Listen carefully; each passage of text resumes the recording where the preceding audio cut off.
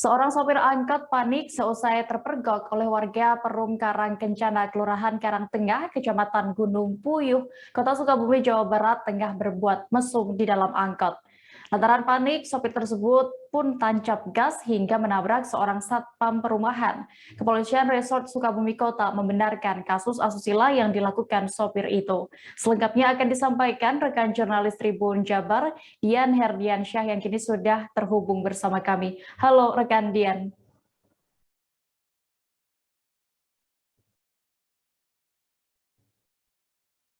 Halo, Dian, bisa mendengar kami dari studio? Halo, terdengar, Pak?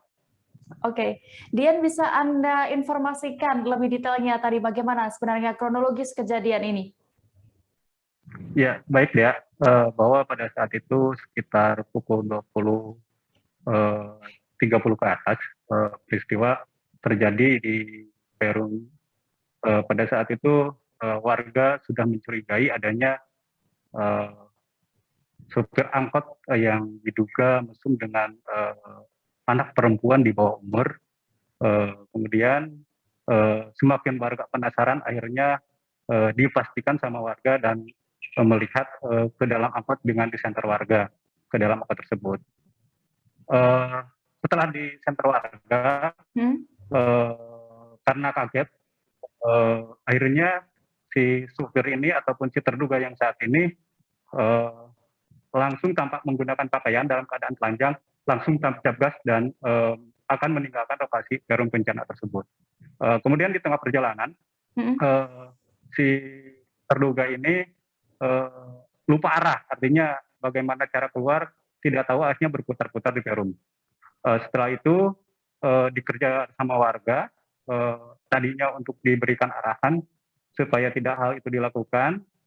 Saat diberhentikan sama Satpam Asep yang sekarang sudah meninggal dunia, dengan seketika sopir langsung menabrak almarhum Asep sehingga menyebabkan meninggal dunia. Demikian. Oke, lalu Dian, apakah Satpam Asep sempat dilarikan di rumah sakit atau meninggal di lokasi kejadian?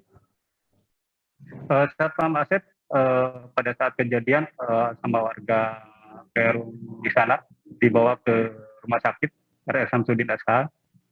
Setelah 3 jam berselang, Pak Asep nyatakan meninggal dunia karena memang mengalami luka yang sangat cukup parah. Demikian deh. Oke, saat ini berarti sopir angkot itu sudah berhasil diamankan pihak kepolisian. Bagaimana dengan proses hukumnya?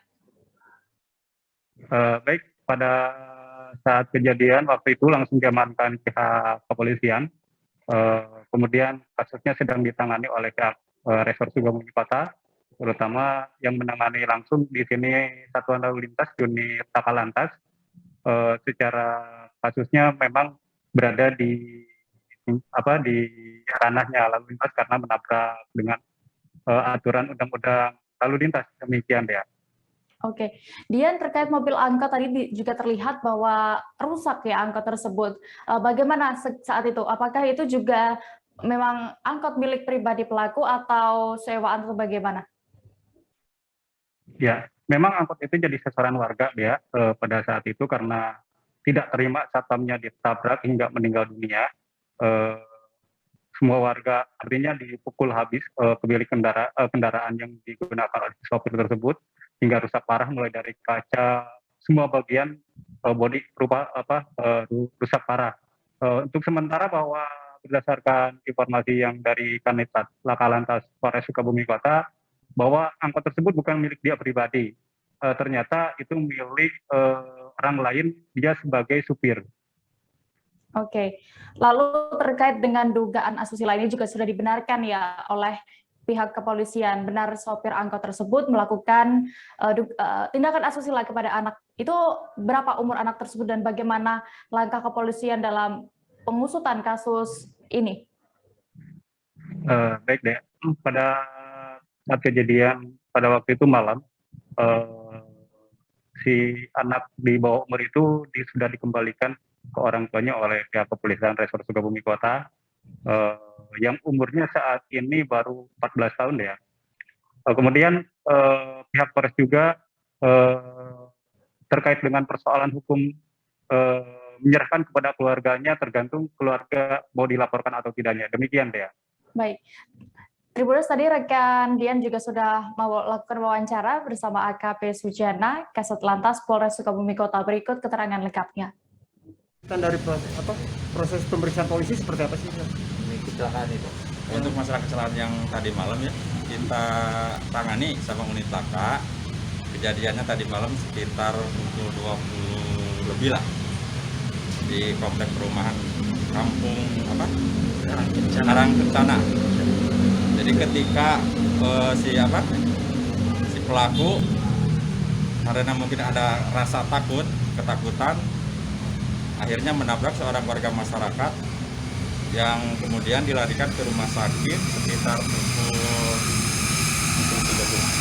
00.30-an, meninggal di rumah sakit Bunut. Oke, proses selanjutnya seperti apa? Kita tangani ya, sampai pemeriksaan saksi-saksi, kita lengkapi berkas dulu midiknya. Tadi juga dilakukan gelar perkara. Demikian. Bang, sudah Bu? Untuk sementara tersangka baru diduga sementara masih diduga. Ada ancaman hukuman untuk terduga? Untuk pasal kita terapkan 311 ayat 4, ancaman hukuman 12 tahun. Luka yang fatal di mana dan itu menyebabkan meninggal? Di bagian kepala bawah sama kaki patah. Terima kasih sudah nonton. Jangan lupa like, subscribe, dan share ya.